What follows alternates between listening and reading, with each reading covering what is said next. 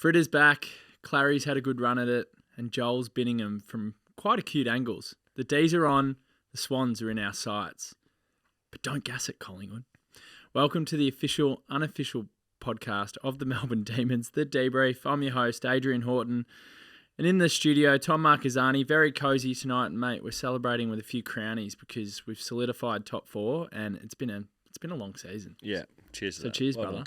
Cheers to you. I'll have a sip. It's good. It's good to feel chill. It's good to just relax coming into this week. There's not too much on the line. We'll talk about some of the permutations in a moment. But last week, it's about halfway through the last quarter, we break Hawthorn's spirit. And it was the first time in, I reckon 5 or 6 weeks where I could actually properly decompress. We've spoken about it before. It has been a stressful year. The forward half structure and that extra key tall has been wild. We speak about it every week. And just the expectation and the pressure to win a premiership at the MCG, it's insane, man. I still hark back to the days when we were shit and we would celebrate every win like a flag. It's a lot of anxiety going for a team that's competing at the top end. So yeah, but it's good to feel chill. You do get those releases though, and they're not as pronounced, obviously, the wins. But yeah, this is a part or a time where we actually should just reflect and just be like, yeah, this has been a great year. It's been a great, so far, that is. Yeah. A great campaign, finishing top 4 again.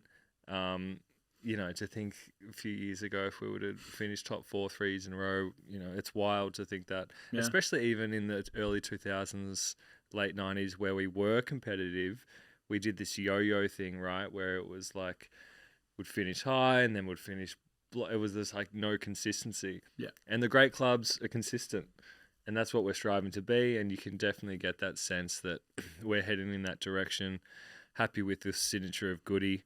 And yeah, this year, the whole Grundy thing obviously hasn't worked out. No. But you got to look at the positive in that we've still finished top 4. Gawn is fresh. Yeah. You'd have to say. He hasn't played a full year where he's limping in like he did last year. Cheers, Brody. Cheers, mate.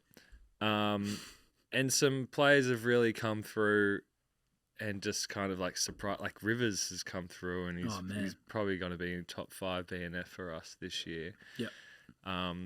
Petty for a moment. Yeah, Roo, man. Roo, the mental, for someone that young to remain a key pillar in a forward line in a top 4 team is just ridiculous. What he's doing. Yeah. And yeah, I think we've mentioned this before. He doesn't need to bag goals or anything, but just what he does and how professional he is in his performance week to week. It's really impressive. How impressive has he been? Because the hype coming in, everyone was speaking about him. He played really well for Casey in his first year and they held him back. And Goody spoke about how there were times where they thought they were going to throw him up for selection last year and it never happened. And now the decision to hold him back looks amazing. They look like they've absolutely nailed it. I reckon given hype, I'd almost have to give Roo 8.5, 9 for his output. He's been amazing, man. He's coming into this season. The hype is more about just you always kind of get that excitement around a bit of a prospect, right? Yeah. Especially a key forward. But True. If you had told me that he would still be in the team at this point and still kind of playing his role, what he is, I would have said, there's no way. That just doesn't happen for someone that young playing in a top 4 team. If you're in the bottom, back in the day when we were no good and Jesse was booting goals and, obviously he's a talent for doing that. But the way he's doing it, Jesse used to kind of wave his arms around a bit and call it over the top and his attitude wasn't the best until times. last week. Yeah. I love Jesse. You know how much I love Jesse. But this bloke is just an ultimate professional already. And as you said, the holding back is the reason for that, is that, they would have just sat him down every week and said, look, the reason you're not in the team is because of X and Y. As long as you do that, you play. And so he knows, he already has an understanding of what's required of him. It's not to go out there and be the hero, but just to be an option, to contest, to work. And he does that every week. And he's what, 19? Yep. Yeah, unbelievable. It actually has been unbelievable. And the other thing about Rue, which we love, and it probably doesn't get mentioned enough, he's taking the first or second key defender every Can you week. imagine if we didn't have crazy. him as well this year? Yeah. Where would we be? We'd be a little bit stuffed. We'd have to really rejig it. It'd probably be Shaki. like our key post, and it's a credit to our team actually, with how good we are with everything else. And I hate keep hitting throwing shade towards our key pillars, but the reality is they're not as good as some other key pillars that are running around in the AFL. But not at all. But I'm confident in the ones that are in the team at the moment, in Smith and Rue, that they're gonna work hard. And in finals, you just have to keep working hard, and you got to be good at the ground ball and all those things. We're confident in Smith. I never thought I'd say that. Mental, either. Man. Yeah. Mental. Ever. But I'm more confident in him than I am with, say, a T-Mac or a Brown. Yep. To play that sort of game. Brown at the start of the year was looking great. Looking good. But clearly his body is it's just not there. Well, he can't play a full season. I don't even think he's capable anymore, and it's sad. And yeah, we love him. Yeah, Great it servant. Sucks. Oh, mate, but he's a premiership player. I don't even know. I don't even know if the bloke could have played half a year. Yeah. I reckon his knee's that cooked. And T-Mac, we'll see. We'll see if he comes back into the team for this week. That surprises me. He could. I mean, Goody. But remember when he was playing? Yeah. Turning circle of a truck. Wasn't great, man. Didn't look fit. Didn't have much of an impact. Similar to Ben Brown, looked like his career was passing him by. He might get back in the team this week. Teams will be out in about half an hour, so we'll find out. It won't be the... Have you got mail on that? What's the... Don't have mail. All I'm going off is Goody's presser today. So he seemed bullish almost. Upbeat and maybe positive. Yeah, but he was also quite bullish about the Grundy thing when he was out of the team for a bit, right? True. And the Grundy... Well, a side note, the Grundy stuff was handled really well today. How so? Well, Goody... we could have played the tape, but we won't, but I'll paraphrase. But Goody essentially said... See ya. Yeah, he said, see you later. He said, farewell game this week. No, yeah. he was pretty measured about it. They tried it. It didn't work. He accepted that. And I mean, that's the only way you can look at it. We wanted to get more of an impact out of Grundy and Gawn forward of centre. Hasn't happened. So it is what it is, man. Yeah. And I know this is a straight bat from Goody when someone said, it sounds like it, the experiment hasn't worked. Do you say your goodbyes? Do you wish him well in the future? How's he going to answer that? He's a contracted player. Mm. He's got another 3 years at the D's after this year, which he explained. He's not going to sit there and start explaining to the media that they're shopping him around, which is a fucking stupid question when you think about it. Yeah. But the mail on Grundy from everyone, or a lot of journalists, is he's already having chats about where he's playing his footy next year. He wants to play first rock somewhere. That's cool. And that's fair enough. And look, honestly, going into it, we obviously sold him something which he bought into, and so did Gawn, and everyone was kind of unsure, right? Because it was such an unknown. But what it tells me is how good Jackson was at playing that role, and how good he was at kind of chiming in when he had to. Because Grundy just doesn't have those kind of attributes to do it down forward, or no. And look, if we had maybe a Kerno or some absolute freak down forward, you could have a Grundy or something to kind of chime in there or bob up, but we don't.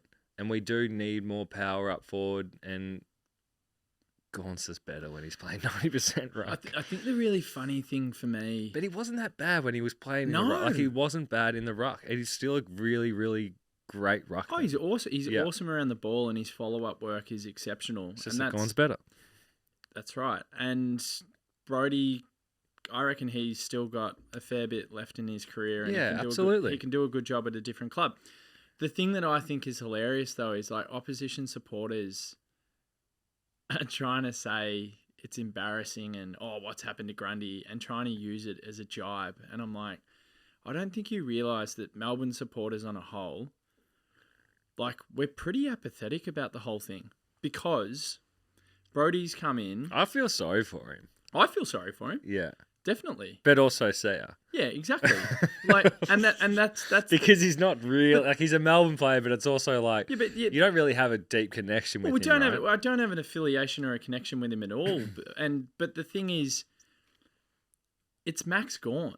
Like, Max Gawn's strengths and his weapons have been taken away from him. Number 1 rated player in the comp when Brodie hasn't been with him. Number 1.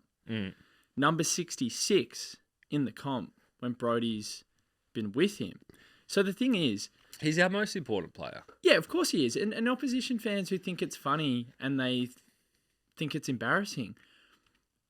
We've tried something that on the surface it looked a bit tricky and complex. It hasn't worked, but has it killed us? No, but the thing is, what have we had to give up for this? Pick 27? Whatever, to have it. Second rounder. And the other thing is, if we offload him, you probably get that back. Yeah, I agree. I think we will get that back. And this is the thing, I wanted to be really, really clear on this as well. Brodie Grundy, by all reports, spoken to a few people down the club, they're like, he gets on really well with the playing group, and the playing group love him, and he's a ripping bloke, and he's bought into the culture, and he's doing his little demon celebration. He did the shush, remember? He did the shush in Adelaide when we were over there. And then they shushed us in the last quarter. But, I mean, good on him for, like, embracing Melbourne. Yeah. And good on Melbourne as well. Like, we've embraced him. Yeah. But as soon as we were doing that preview before the Brisbane game, and we knew he got dropped, and it was all on Gawn's shoulders, and then Gawn just winds back the clock and has a vintage Gawn performance. Oh, there he is. We're like, oh, there's Max. Oh, we can win the flag again because our Max is back. Yep. Our devastating, legendary, iconic Max is back, right? So it's like, why would we feel embarrassed as supporters? It's taking the strengths away from an incredible footballer, one of the best we've ever seen for the football club in its entire history. And not only that, arguably, when we get to finals, the most important piece of the jigsaw puzzle, because if you look at Collingwood, Brisbane, Port and Carlton, all the contenders, none of them have anything close to a Max Gawn. No. And so the other good luck thing if is, he's on form. The other thing is, Max did his, what was it, PCL? What did he do? Was it PCL? PCL? MCL? MCL. MCL, yeah. And then we had a Grundy that could come in. He played really well when he was out. Awesome. Yeah. He played awesome. He's just not gone. Yeah. But the fact is, we brought him in, and that alone is a tick, yeah? And I'm not going to sit here and say it was a raging success of recruit. No, it's not. But if you look at it throughout the whole year, who knows what happens in those games where there would be no Gawn or Grundy. Yep. Who do you have? Who's our ruck? Will Joel Verrill. Smith? Will Verrill, Joel Smith, Shacky. Diesel. Yes, it's dire. Diesel. It's dire stuff. It's dire, but no, you're right. Great point as well. Like, he's come in to bear some of that ruckload and that burden throughout that period. And it's not like we weren't disintegrating. It's not like our team was imploding when he was in there. We were still winning games of footy. We were losing tight ones when he was in there. And maybe we lost a bit of Gawn's impact in those games, and those results may have been reversed, but only probably a couple.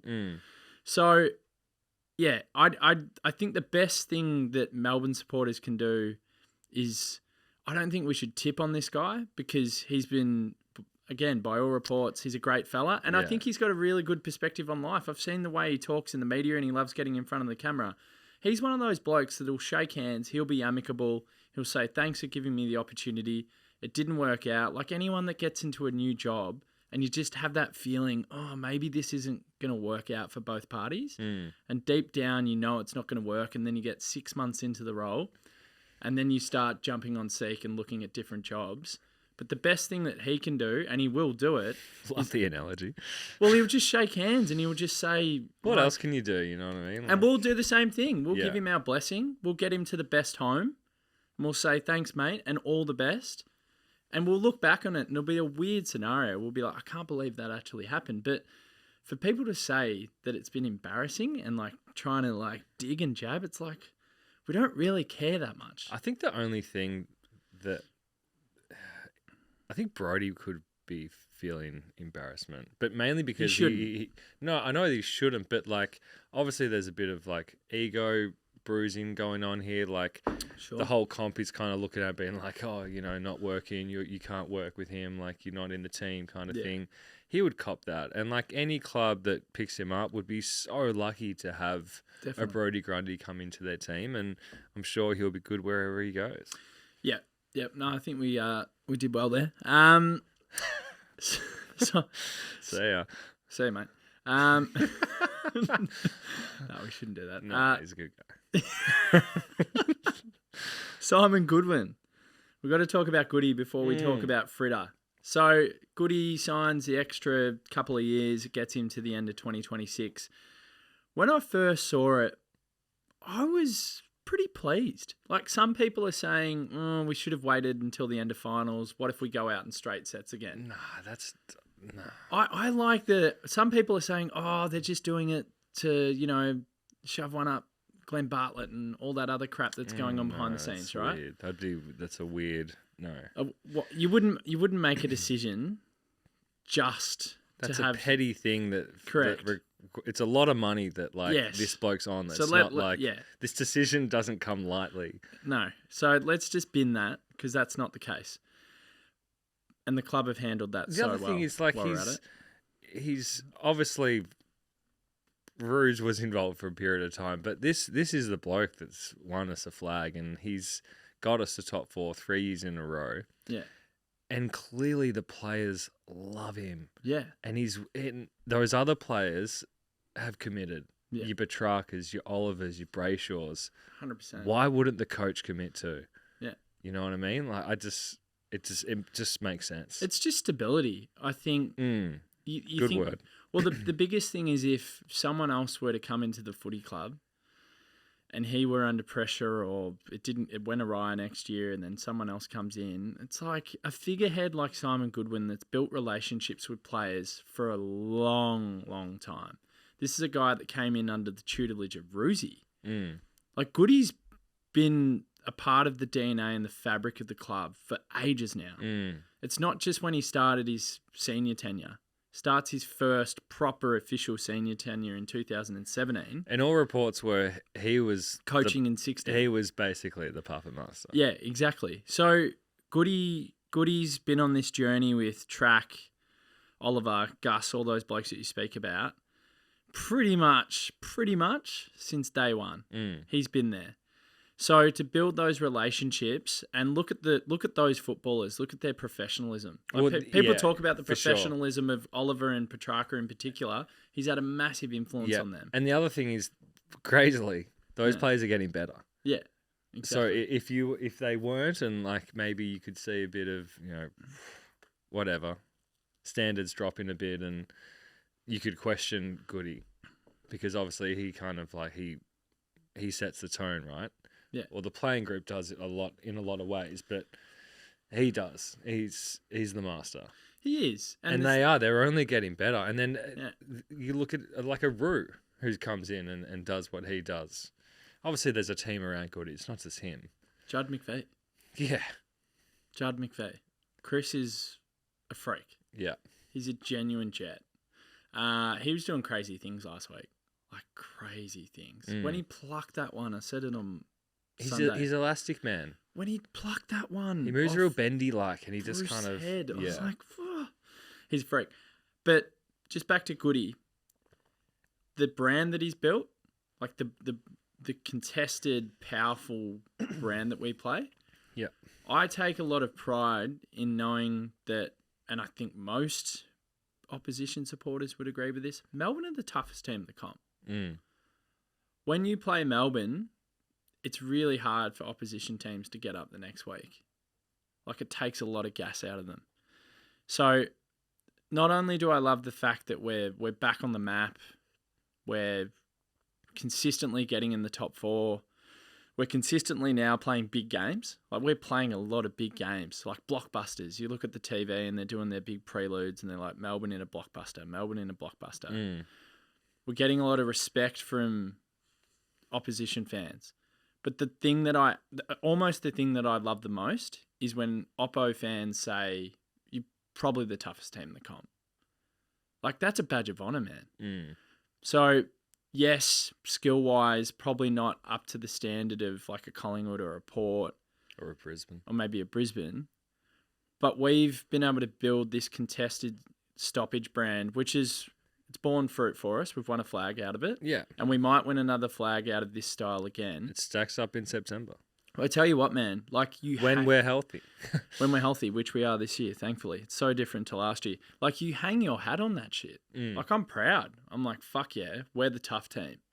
So that style and that game, a lot of that has to be attributed to Simon Goodwin. Yeah. This is a team that's been built with the guidance of Roosie, like defense first. Let's win back some credibility. Let's not get blown out in games, which is pretty much what we did. Oh, he definitely, for me, it kind of looked like he just holistically solidified the club to kind of be like, all right, let's get together.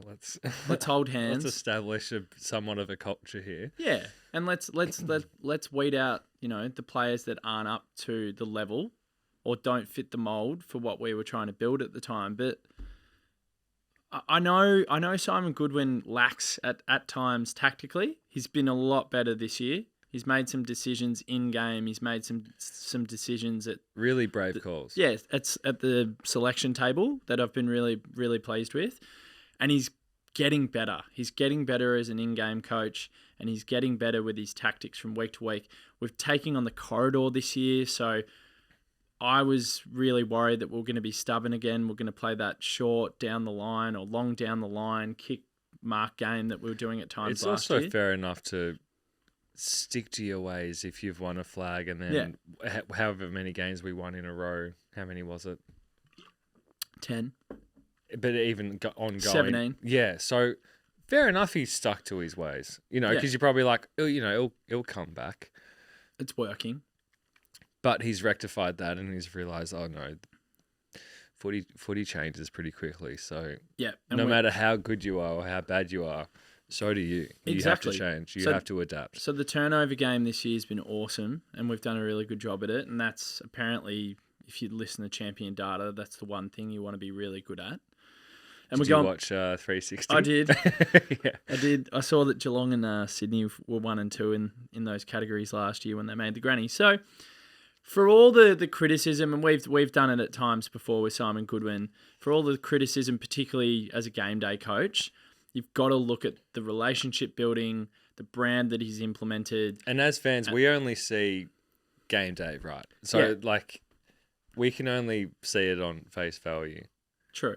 So, I feel like we have a right to kind of question some of those tactics that we see in game. Yeah. But clearly the stuff that happens from Monday to Friday, he's a wizard at. Yeah, but it's even things like, I look at Jake Melksham and I'm like, he was the sub early on in the season and he wasn't really getting much of a run at it. Well, he brought him over initially, right? Because they had a really good relationship at Essendon. But when he brings him in, he's a sub and then it doesn't happen for him. And then I think it's like a 10-week stint injury VFL. Wasn't happening for Jake. I was like, I can't ever see him getting back into the team. No one did. But he eventually got back in. Fritter, who's back this week, the weird sliding doors moment, and we were at the pub with all the kids watching. Is Fritter getting hurt? Was Fritter getting hurt? Melksham comes on as a sub.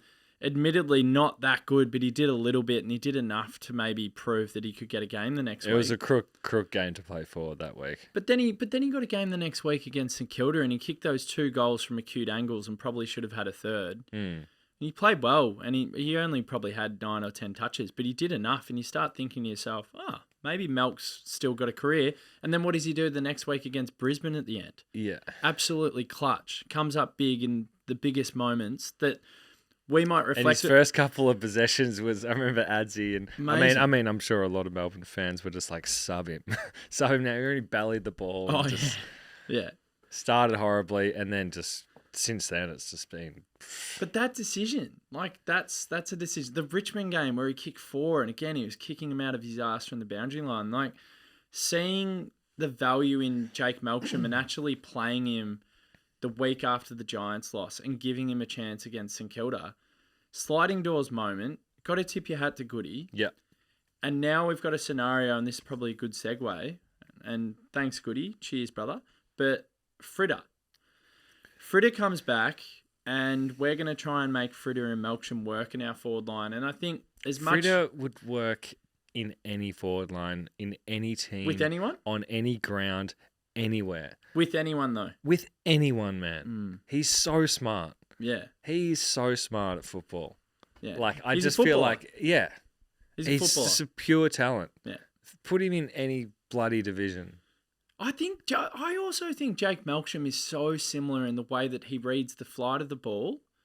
I love how he gets his bumps and he maneuvers his body at the perfect His time. body work is... It's exceptional, man. I said it in the thread. I was like, can you imagine if he was 6'6"? He'd be an absolute How wave. good he would be Yeah. as a full forward. Like, Yeah, seriously. it would be ridiculous. But Fritter and Fritter's more like Fritter and- elegant and kind of more. He kind of Yes. glides and he's more fluid in his movement, and it's more subtle. But if you really watch it, he uses his body so well. When we beat Collingwood, Darcy Moore was on his tail 1-on-1, but Fritter's just like a little subtle hip, just like moves the butt out, hands out, took a mark on Darcy Moore, who you would have to say is All-Australian defender 100%. this year. Yeah. Like, he's a freak. And what Moore would have to have 3 or 4 inches on him. Yeah, so I think Fritter's 188 and Moore's 200 centimetres. Yeah. Like, he's a freak, man. That's actually one of the great tactical decisions again. Like, I'm all about giving Goody a night of credit. We don't speak about him enough. Does that say more about Fritter? Because if anything, that's probably McRae saying, Moore, I want you to play on. I think you manufacture your matchups when you're the defensive side. Yeah. So But if that's the case, then that's crazy. Well, Chaplin and Goody have butted heads together. They haven't butted heads. They're not at loggerheads. I'm saying they've come together and gone, maybe Freddie can do it. And it was a masterstroke. He kicked 3-3 that day and he could have kicked 5. Yeah. He was amazing. He's mate. a freak. And he nullified Moore on so many occasions. It was sick to watch. But Bailey's back. 6 and a granny. Fuck. Bailey's back. What happened? I'm excited. So we're about to find out. Wait. We're 10 minutes off. We're 10 minutes off. We're 10 minutes off. This is what I want to happen. Mm. And I think you know. Yeah. Tomo out, Joel back, Fritter in. Yeah, well, we'll jump straight to it. The conundrum. Don't know. It's a really tricky one. There's a part of me that wouldn't mind seeing Tomo again one more time. Okay. He's been disappointing last couple of weeks. Like, he's starting to look like the Adam Tomlinson in 2020, where I wasn't convinced about his prospects. And look, before that, nothing but admiration for what he's been able to do. He just, I don't know what it is. I don't know if he's carrying something small. I guess every player at this time of year is carrying something, but he just looked half a pace slower than like It was everyone the else. one-on-one work, though. You can't get, if your bread and butter as a player is one-on-one, that's the thing that he's the best at. Yeah. So that crazy stat in 2021, we hadn't lost a one-on-one up until round 7. That's so long ago, though. Yeah, I know, but it's always, when he's played defensively, it's always been his one wood. It's always been the thing that he excels at. So when he was losing quite a few on the weekend against inexperienced Hawthorn forwards, I was just like, oh man, I don't know if we can stomach that and accept that coming into finals. Because he's going to come up against better opponents. The only thing I will... That's the only thing. Rebut with that Yeah. is that possibly he's playing on someone like a Granger Barras who's really young and agile and quick. And being just a fan and looking from afar, it's easy to kind of go, oh, you're slow. But actually, Granger Barash could just be like a really young, quick, fit person. And when it comes to playing against, say he has to play like a Mackay or like a Gungston, it kind of changes again. Oh, I'm Him against a Mackay's freaks me out. I'm gonna back him in for one more week. That's my hope. Yeah. But on the flip side, I've suddenly got this rush of confidence in Joel Smith. And I think Joel Smith's got continuity now. I think he feels like he belongs at the level. Yeah. And he's playing like it. Yeah. And it's sick to see, man. Like, I know Nuggets, it's his boy. He loves Joel. He's gonna call is he having a boy? I don't know. Do they I know don't if think they're he having a knows. boy or No, a he girl? does. He does. If they're having a boy, he's gonna call his kid Joel. Hey, what was his stat? It was like since Call it Joel Nugget. what is it? 35 games in how many years? A lot of years. So long. So many years. We're gonna bring Like it up. 8? Yeah, it's heaps. 8 or something. He's an absolute journeyman, this man. Well, that's the thing. Every time that he's kind of played a couple, it's just the bloke's just got injured, or he's just never been able to have a good run at it. You'll love this. So, it's 39 games, and he was drafted, rookie draft, of course, 2013, 2015. 15. So, one of the other weird things as well, if you look him up, his origin is Geelong Supercats. Big What? name. Supercats. It's been a journey. 39 games. I remember his very first game, man. Like he was playing back, Yeah. like centre half back. He did like a couple of really good things, like flying high for it, and then he just did his shoulder. Yeah. And it was like since that moment, it was just like you're just not going to get a run at it. Yeah. And this is literally the first time that he's had like a chunk of, like a nice little block Well, of games together. I'll tell you the blocks. So you've got 2017. He had 3 games. Oh, that's a big block for him. 2018, he had 8. 2020, so he didn't play at all in 2019. Yeah, fair. He had 7. 2021, he only had 3. And don't forget, he got back in right at the end. Yeah. And he played the first qualifying final against the Lions, Whoa. which is crazy. And he only played 3 games. And he could have played a prelim and a granny. That says so much. He may have only played 5 games if he didn't get injured. That says and so been a much granny. about him and what the coaches want from the players and what he provides and what he has been providing. And then in 2022, 7. And then this year, 11. So this is his biggest block. This is his biggest block. And what was so prior to that 8 games was his biggest block. Yeah. Yeah. Yeah, wow. Yeah. Good It's- on him. I love him. Well, I mean, I'm all about him now. I've completely but like changed. Look, we could only Let's embrace him. work with what we had, and what we had were these little glimmers of this bloke who was just trying to get his body right and play, and rightly so, we tipped him off and Yeah. and it was almost like a bit of a laugh. It kind of still is. I think he's cult now. Oh yeah, Yeah. if he can do like I think he's a massive cult now. when he was sub, he was coming on in icing games. What? Yeah, he did well against Brisbane. They did really well. Oh, he went back forward. I think he took 2 intercept marks, had 5 touches. There was a key spoil that I remember. Can't forget that. It was wild. Last week was interesting for him because he only had 7 disposals, but his follow-up work and his contested work, kicked 2 goals, Yeah. but his follow-up work at ground level was awesome. Well, that's September footy. Yeah. You can just tell he's kind of built for that. So we love Joel. In his contest. Oh, I love him. Do you want to talk about Bailey Laurie? Yeah. Not really. I actually thought he did a few good things towards the end of the game where I was like, When the game was okay. done. Yeah, but the way he moved, He moved well. he just did some things I was like, oh, okay. Yeah. Okay. I'm just saying there's something there going forward that I like. I got messages from people. Not forward this season. and the first half of the game, I was like, get him off. That's when I got messages from people And fair enough. saying we need to bin him. Yeah, but towards the end of the game, he just did some things where I was like, Yep. that was cool. I've seen it at Casey, and it's one. Yeah, but that's It's one thing doing it at Casey. I mean, Josh Kennedy Harris was getting 50 plus touches every week and couldn't do much at senior level.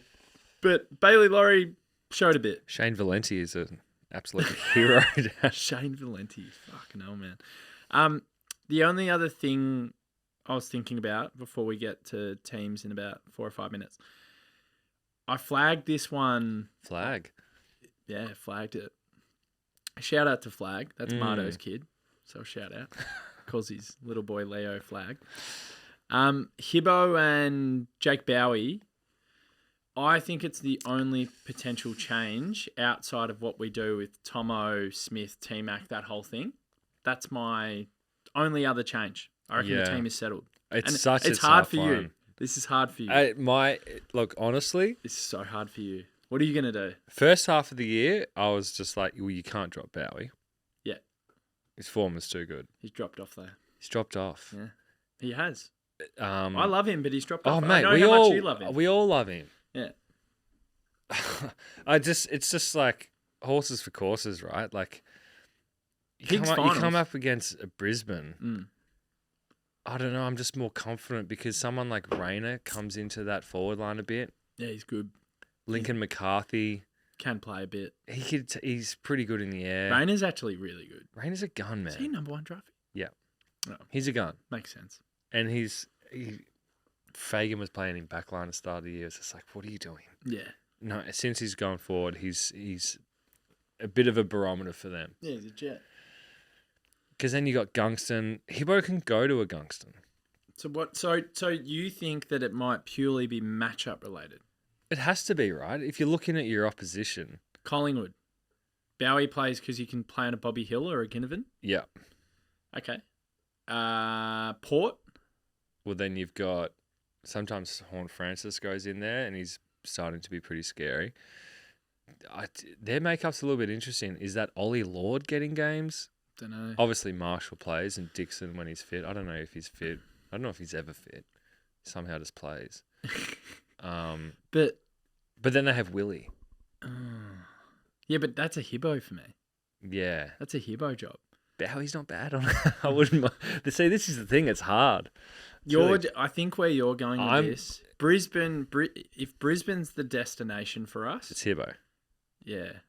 I think you're right. That's a tough decision, but do you know what it is? It's one of those ones that... You got to make it soon, though. You can't just, wait on that, I almost think you could. True. I almost think you could. So it's horses for courses. It would only depend on whether Casey was still playing games and you could still get some match fitness and some match practice into a Hibbo. Or we've got so much trust in a Hibbo. He's nearly played 200 games of footy.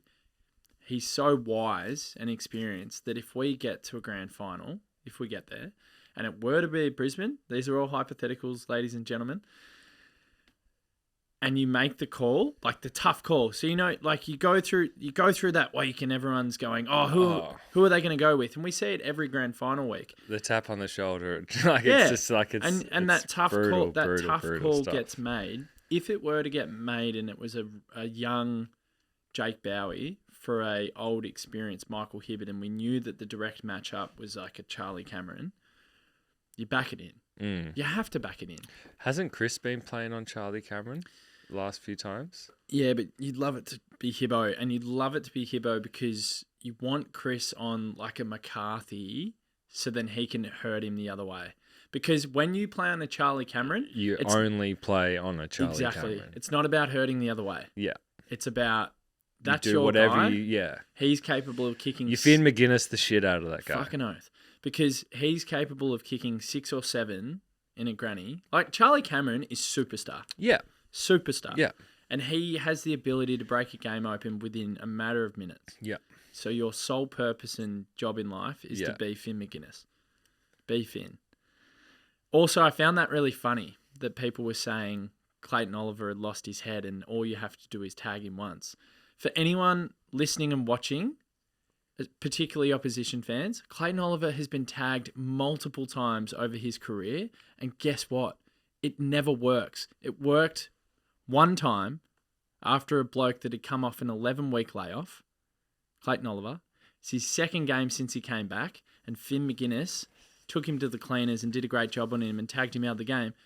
Melbourne won the game by 27 points. Yeah. Track was down. Clary was down. Max was down, and we still found a way to win comfortably. And if you think that Clayton Oliver can get just one lousy tag every single week, and it's going to take him out of a game, mate, I'm not even going to entertain that. You've got rocks for brains because he's been tagged multiple times and it doesn't work. I would commend them if they won the game, but they didn't. Fucking stupid. I think teams are going to be out, but just while I get them up, this weird scenario. So Collingwood, Brisbane, Port. So Collingwood tomorrow night against Essendon. Brisbane against St Kilda on Saturday twilight. Port on the Sunday early game against Richmond. What do we do? What do we hope for? Do we hope everyone wins out?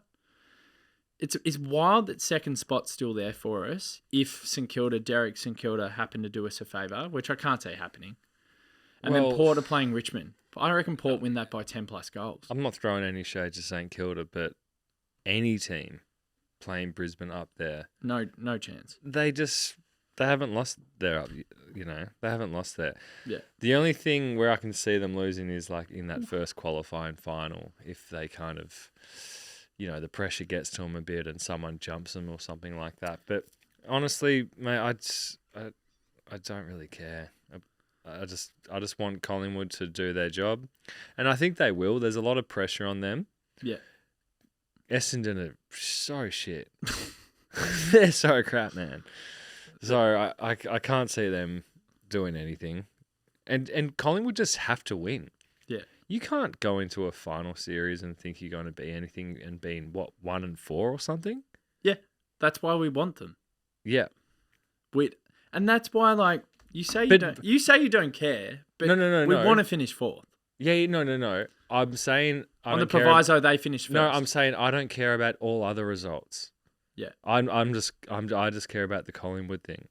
Yeah. Because Brisbane are going to win. They'll win. Sorry, Derek. Derek's in. Derek, you're in the finals, mate. You're in the finals. So you shouldn't care too much. You got anything to say? I'm pretty stoked. Yeah, so to be you in should finals, be. mate. Good on you. Yeah. You defied everyone. I could use the reciprocal favour from you guys for a win if this weekend. That could help us. So explain that to us. Well, it's more than 10 minutes since I've been on the predictor, so I've already forgotten. But a scenario that lands us fifth is a little unlikely because we've got to beat Brisbane at the Gabba. Oh. And you've got to win, and I think the Giants have got to win. Yeah. That leaves us fifth, and there's a few that leave us around sixth. There's a seventh and a worst nightmare. We get totaled, and the Giants take a good win. It's a 9-goal swing, so it could happen. Yeah. So the 9-goal swing is the Giants have to beat Carlton, Brisbane beats St Kilda. Yeah. 9-goal swing happens, then they jump St Kilda. I haven't.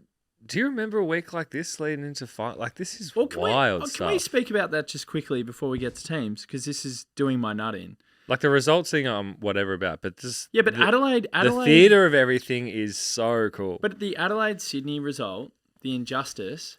Sydney. Has completely cooked the whole... whole... See, this is why we just fucking beat Sydney, I reckon. It's completely cooked They everything. don't deserve to be there, man. Well, they don't deserve to be there. After they embarrassed themselves, not just them, but they brought the game into disrepute last year by that shocking grand final fucking performance back at the MCG. Yeah. They wasted our grand final weekend.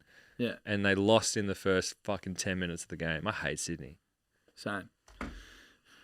I don't think there's been a more undeserving team that's been in finals. They can, and this is the hilarious thing about Sydney. So don't forget they also had the interchange saga with North against North earlier in the year. So they've been kissed on the dick with that one, right? So that was the first one, and then they've they've won a game that was an absolute robbery last week. So that's 2 wins that puts them into finals. And then the other thing that's interesting about Sydney, and I just find this hilarious from some of their supporters, they're talking up their winning run at the moment. And I'll read out the winning run to you. They beat the Bulldogs by 2 points at the SCG. So that was the start of their winning run. 2 points. And the Dogs are obviously junk. The Dogs. And then the next game that they've won is against Fremantle. Fremantle had lost 2 before that game. The Dogs by 29 points. They got smashed by Collingwood the week after. And then they got smashed at home, Freo, by 50 plus against Carlton when Carlton had only just started their winning run. And then Sydney ended up beating the Dons by 2 points. Mm.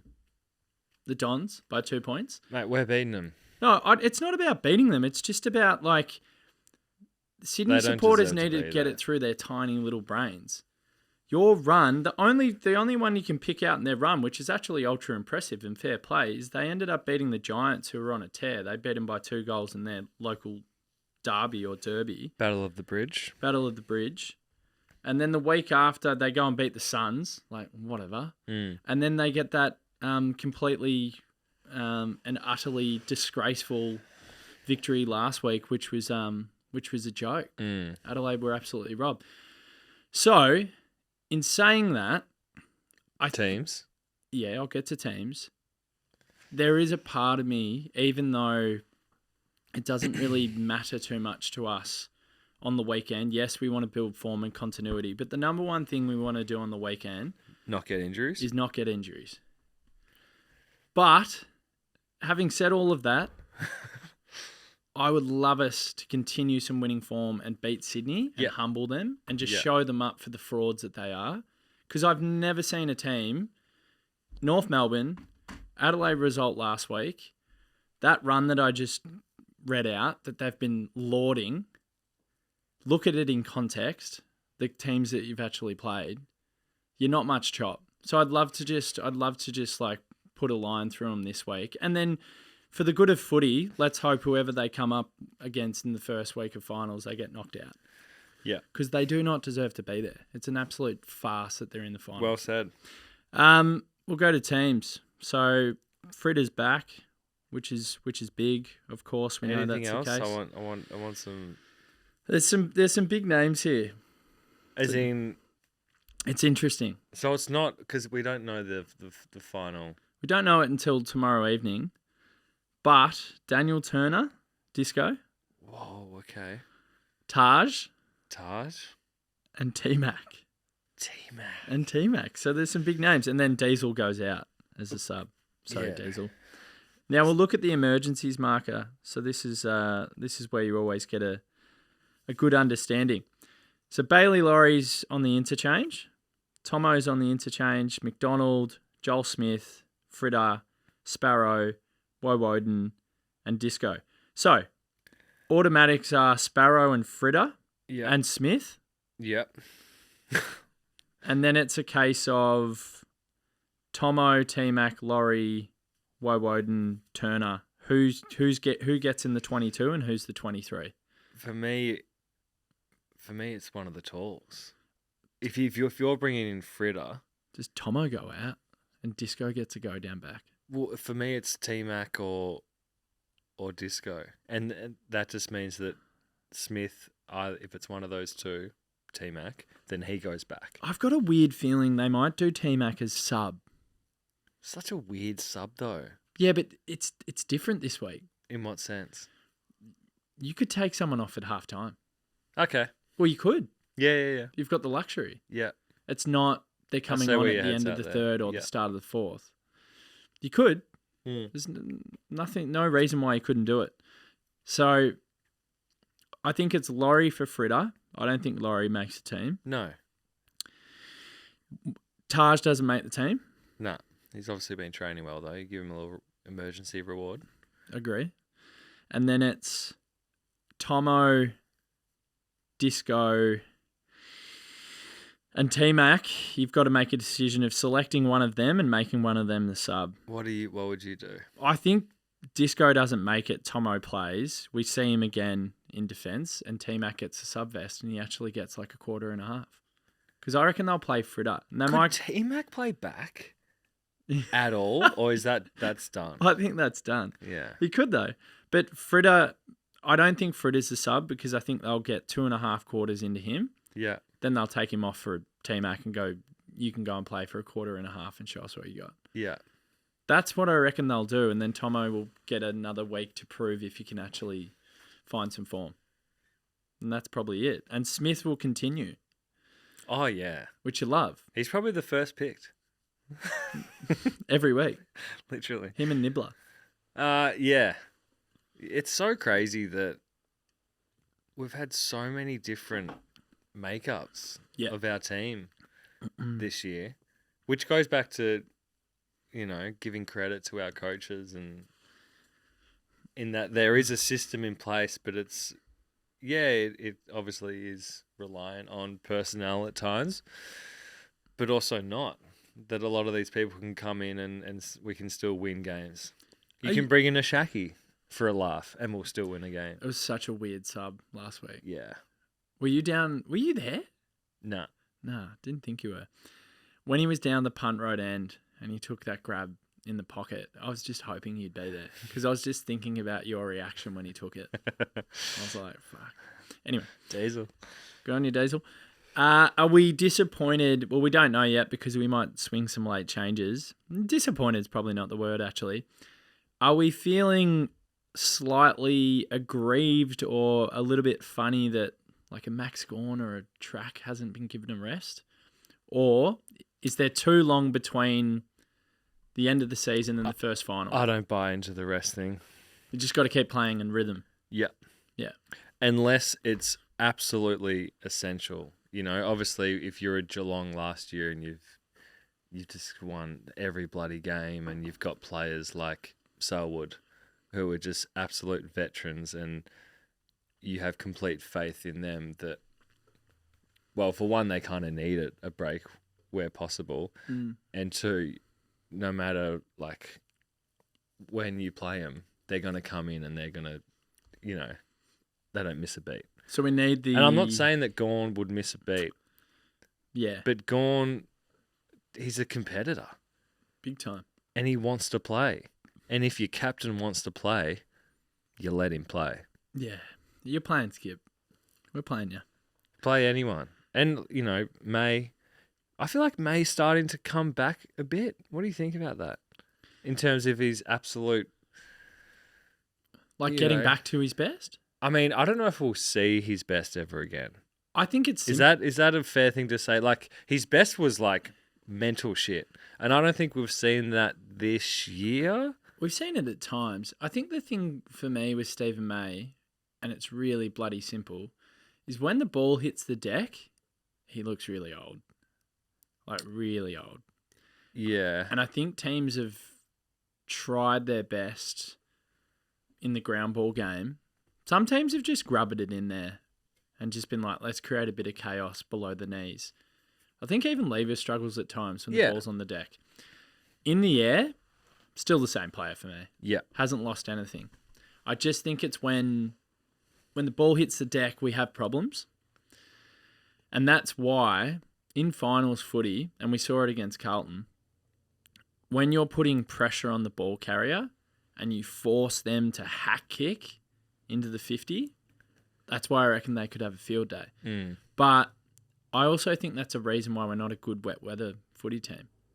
And we concede real sloppy goals, not only because of the conditions. I think we've got some tall timber that are just a little bit suspect when ball is on ground.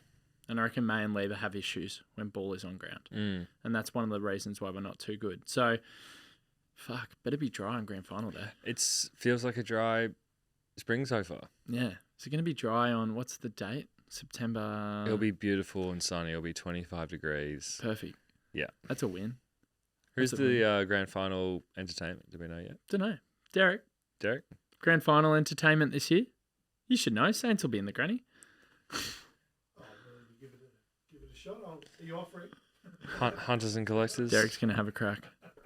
Well, I'd love that. I'd pay to watch that. How's Scotty? Scotty's teeing off. He reckons Max should have had a rest. He's in the Ruckman Union.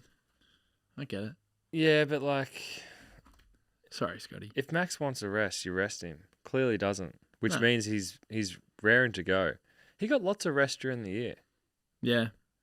And then he goes, I'd love Turner over Tomo. Don't think it'll happen, but who knows? Maybe. Imagine that. Bolt from the blue. That'd be big. Like a Bowie-esque story. Like comes in at the end. He played 7? Yeah. Yeah. Imagine Disco just comes in. They go, yep, sorry, Tomo. You're right. When was the last time Disco You're played? right. Has he been injured this year? He's been injured for quite a bit, yeah? No, different bloke. Some other Turner, which is disrespectful. I should know There's his two name. Turners. There's 2 Turners on the list. Oh, Yeah. God. Shows how much I know. I know. Derek, what do you got for us? Oh, Kiss. Well, they say maybe Kiss. Crowded House have pulled out. Crowded House pulled out. Some argy-bargy about the stage. But What's Eddie Maguire talking about? To be honest, I feel like Kiss would get me more up and about than Crowded House. Yeah.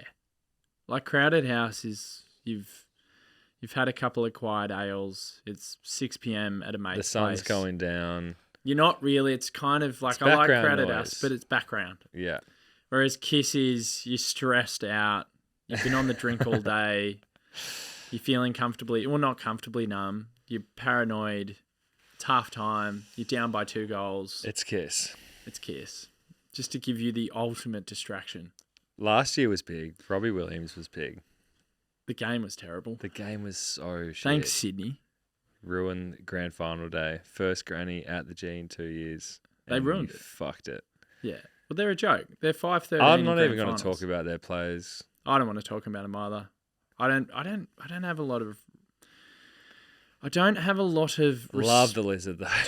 You love the lizard. He's fun. He's a party. Gordon, he's cool. Just don't have a lot of respect for the supporters. They're very smug, very arrogant. They're not for me. The Bloods. Oh, what does it mean? Your team moved interstate. They folded. It's almost as bad as the shin boners.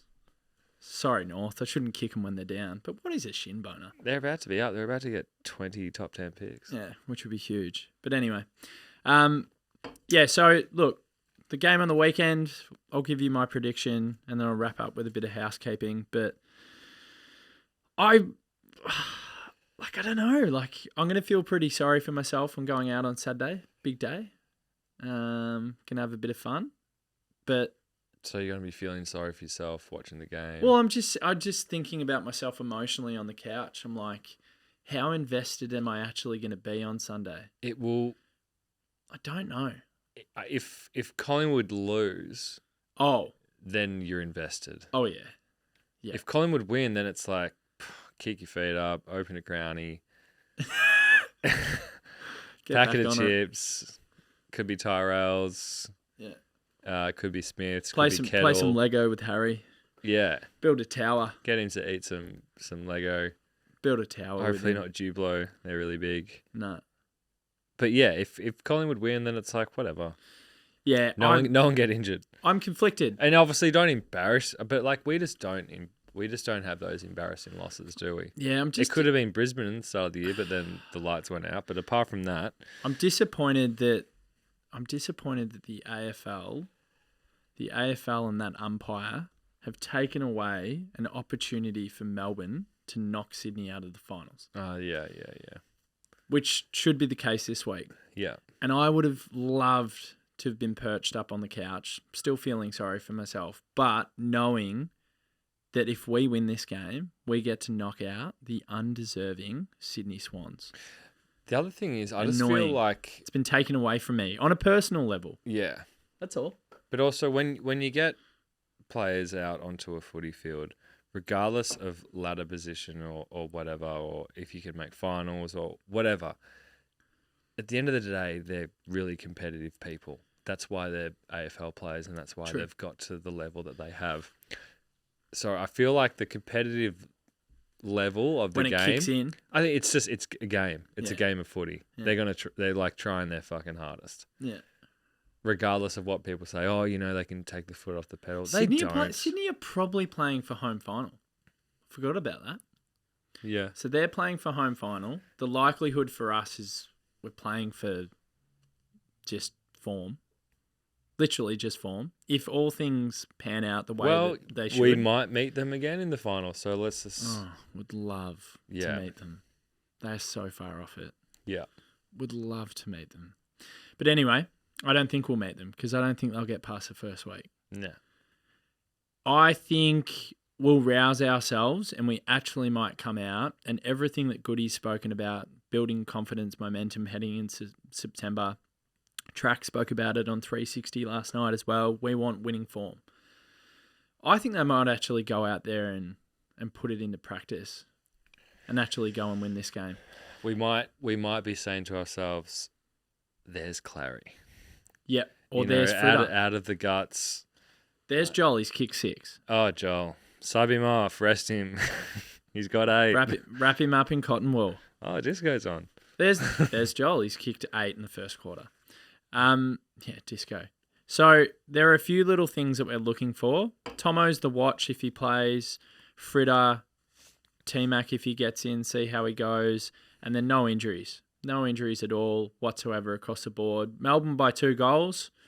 Tight for most of the day. Low scoring. Scrappy. Might be a bit of wet weather footy up there apparently on Sunday. And yeah, we just close it out. And if we end up winning 7 of our past 8, knowing that the one loss was maybe not a loss against Carlton, it's a ripping form line coming into September. Bloody oath. So maybe we should, as supporters, relish the opportunity to win another game of footy rather than being too chill about it. I don't know. You always want to win. Yeah. I don't think I'll know how I feel until 3:20. But regardless, I feel like for me, when the game starts and you're playing, the same with the player mentality of being competitive, it will still make me like... It'll kick in. Yeah, the You'll be like, emotions "I wanna was, before it I'll be like, oh, it's chill. But then when the game starts, you'll be like, oh, fuck, oh, mad. You know what I mean? Like the emotions are still there. And I feel like the during part, you care, but then regardless of result, you can be like, oh, whatever. Yeah, I mean, if we As long as there's no injuries and as long as we don't get smashed, which, one of them is definitely not going to happen. You're spot on. The other side of the coin is don't get walloped, don't get injuries if we lose.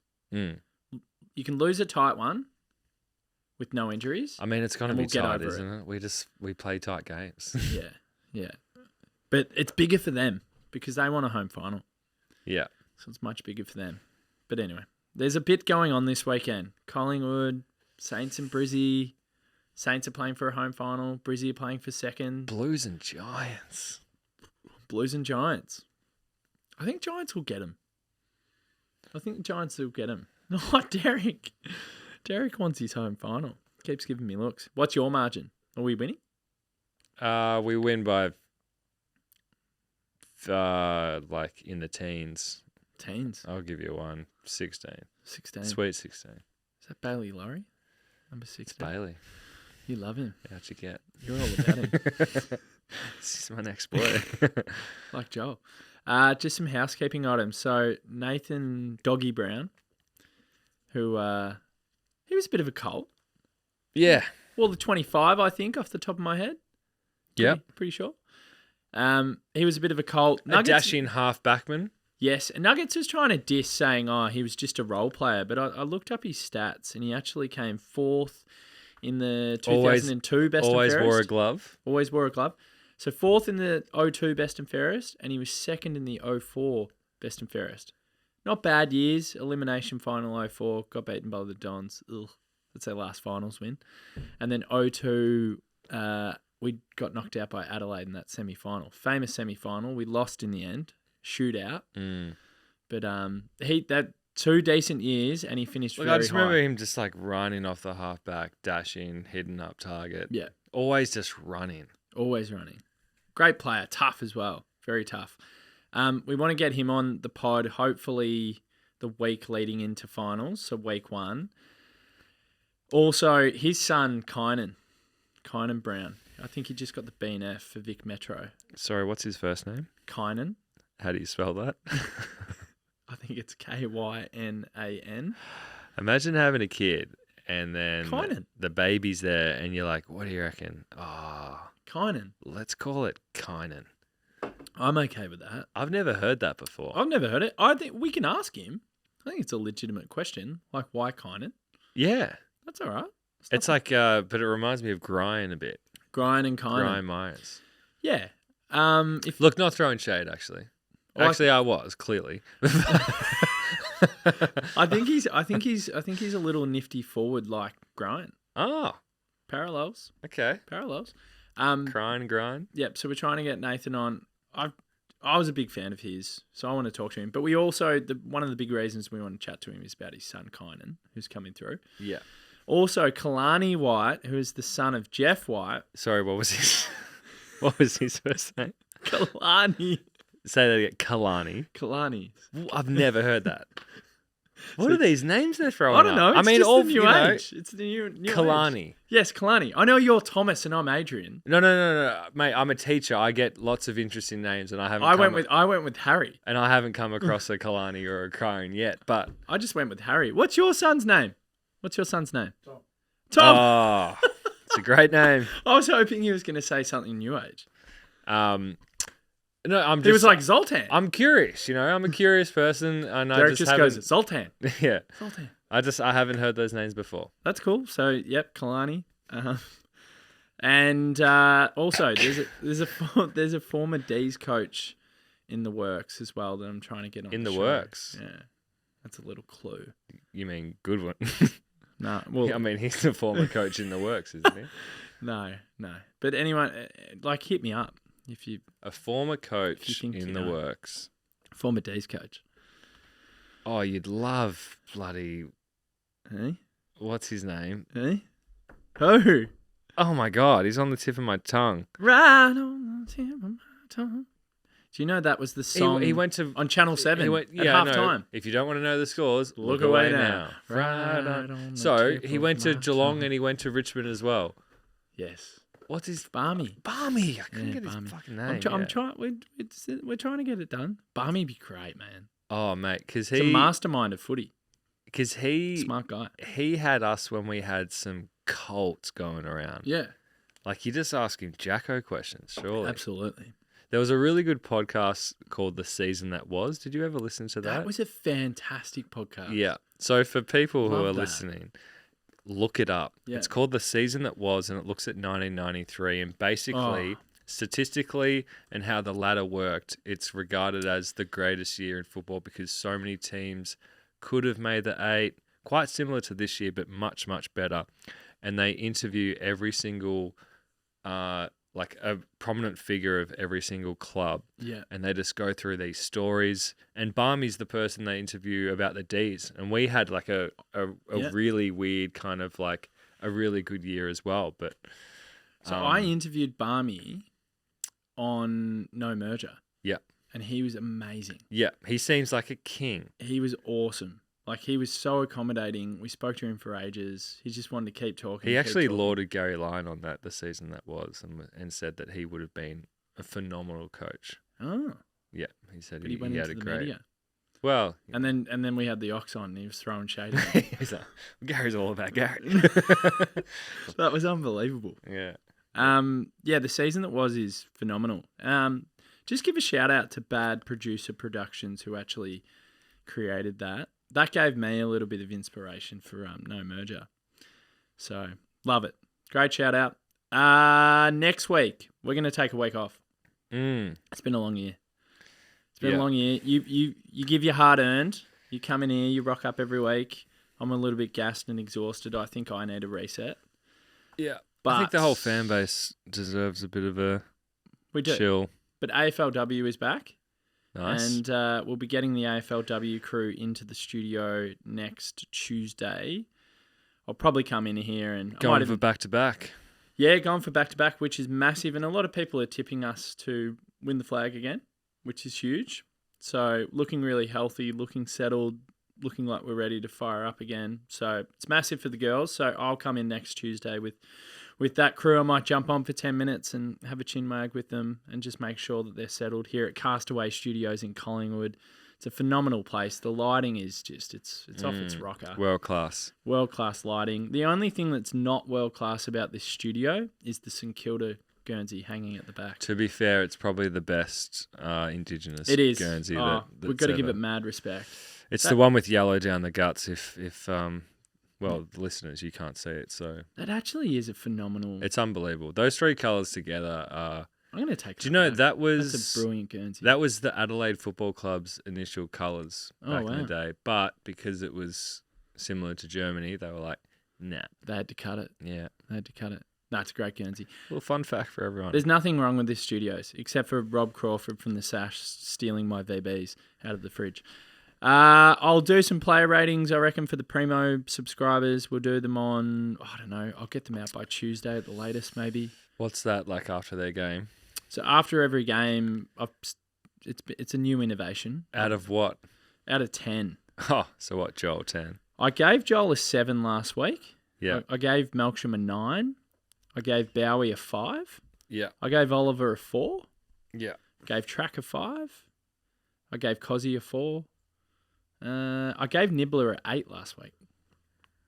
I hate that. I was going well until I said Nibbler. I gave Viney an 8, but I gave Riv Dog a 9 last week. It's big. Riv was phenomenal. Yeah. He's 22, man. Yeah. He's going well. Serious player. He's going very, very well. Anyway, thank you for listening. Thanks to Derek. Home and away season done. Almost. Yes. And But for us, anyway, Yeah. talking about it. enjoy the deserved break. And then, Next Marca, time's finals, can mate. you imagine when you come back in here? It could be, probably will be, the night before taking on a Collingwood at the MCG. So just chill. Enjoy the chill for the next couple of weeks. Yeah, that's mental to think about. Yeah, it's absolutely crazy. They'll have to be close to 100. Yeah. Be almost like It it's will almost probably be the biggest crowd we've ever played against. ever. Could be. Well, hang on. What were the finals against Geelong? Quickly go to Demon. I reckon Wiki. very, very, very early 90s Oh, no. really? or 89 or something. Oh my god! It actually would be, wouldn't it? So I'm just getting it up right now. So we've got Geelong elimination final. Far out. Geelong elimination final. 91, I'll say. 91-7-6-7. So Oh. nearly 92. Can you laud my guess just then? It's amazing. Thank Well, you. you were there, weren't you? I was one of them. And then the Hawthorn game in the semi was 91-5-2. I remember being at those games and thinking, where have all these Melbourne's Same. people been? Like, there was so much Same. red and blue, and I was like, was I didn't crazy. know that this existed. I honestly think, and I spoke to Dad about this during the game, maybe 3/4 time, or I vividly remember looking up at the stands at one point. Dad and I were like, we reckon there were 65,000-70,000 Melbourne supporters. Yeah. The whole stadium It was was red and blue. Yeah. And then when Geelong would kick a goal, they sounded like an interstate team. Yeah. Like legit. Yeah, it was mental. It was crazy. But if we end up playing a Collingwood, my It's biggest... going to be there. It's going to be nuts. You're just going to have to nullify the crowd as early as possible. But, like, what can good we? luck What with can, that. there's nothing we can do in that scenario. No, you submit. So if You submit as so- a fan and you just, like, if it's 95,000, how many do they have? 65? 70. 70. What? You reckon we've only got 25 in No, the but- stadium? I mean, it's their home game. They get The ticketing. ticketing and they rock up. They are so loud, man. They're nuts. They are nuts. My hope is that it would. I think yeah, 60 to 65 realistically. Yeah. Yeah. And this is the thing about Collingwood. They're not going very well at the moment, but the one thing they can hang their hat on is they're a 2-3 goal better side when they have the G and their fans there. Oh, and Darcy Moore. Yeah. It's crazy. But, I mean, if we go in as underdogs and people are saying, we won't Weirdly, go in as we underdogs, don't will though. we? That's the thing. So we'll be fourth and they'll be first, but we won't be underdogs. Yeah. That is so weird. What a strange season. So we're going to be the greatest fourth place team we've ever seen. Quality wise. We should be second. I mean, we took care of them last time. Lyra on the line. Thank you. And what would have changed coming into this time? Obviously, Clary back. They Yeah. get Goody. Goody will be back, won't he? Yep. To go, he's back this week. Dacos plays, doesn't he? Against us? I think so. Bridge too far, I've heard. Oh, let him play either way. If he's ginger, go for it. Play. Who's going to... Oh, Viney. See ya. I'll just, yeah. You're dead. And mate. Goody, play. Yeah. Viney. Oh, he's comparisons to Petrarca. No. Petrarca. Did you see that stat that came up on the weekend that was... Oh, you were there, so no. He's been involved in 36% of our scores. Whoa. Are you kidding? 36. That's the highest ratio of any player, right? Yeah. Easily. Yeah. What was the next? Did they show the next best player? No, they just said number one, 36%. I'd love to know the number second. 36% Two. of our score has gone through Petrarca. Like, that's... More than a third. Just. It's nuts. That's absolutely mental. Yeah. I'd love to know what Hawkins was last year because he was the number one scorer involvement player in the comp last year and he was on a tear. Right. Love to know his percentage. Was it that high? I think I actually did this. I think it was like 31%. 36. Wow. That's crazy. Let's leave it there. Enjoy the game. Embrace it if you want or just chill out. Yeah. Do what you want. Do whatever. Who cares? Drink a Crownie. Yeah. Hate the Swans.